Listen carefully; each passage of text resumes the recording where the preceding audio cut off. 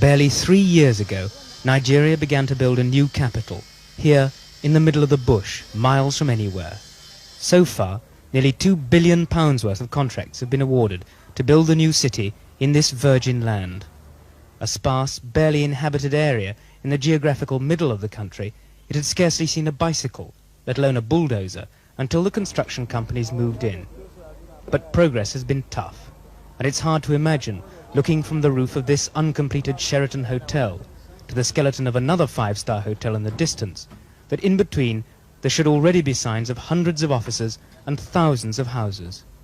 President Shehu Shagari's idea of moving here by September last year seems a remote dream, but there's no questioning the government's resolve to shift the entire administrative machinery here, lock, stock and foreign embassies, for whatever the cost and the chaos. The rationale for moving is generally accepted. Lagos, the capital since 1914, is fast choking on petrol fumes. Despite the billions spent on flyovers and new roads, it cannot cope with the immense urban migration. Thousands of kilometers of roads were needed to join Abuja with the rest of the federation. Thousands of houses and flats are necessary for the civil servants from the 15 ministries which will all move their headquarters to Abuja. But Nigeria wanted more than a functional capital. It wanted a spectacular capital. This will be the presidential palace.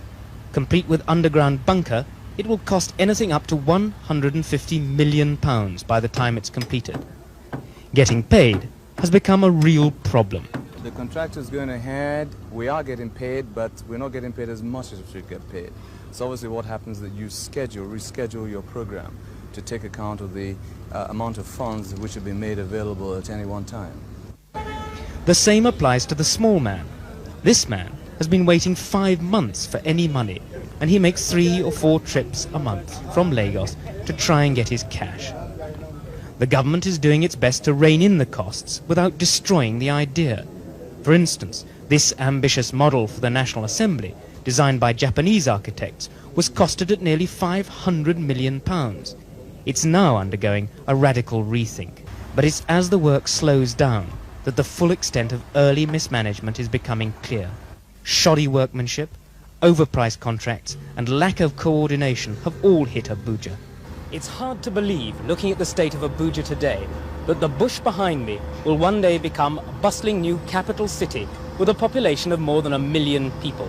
But this government has continually repeated its determination to carry on with the project just as quickly as the cash will allow. The rest will probably depend on the world oil market. This is Mark Webster, ITN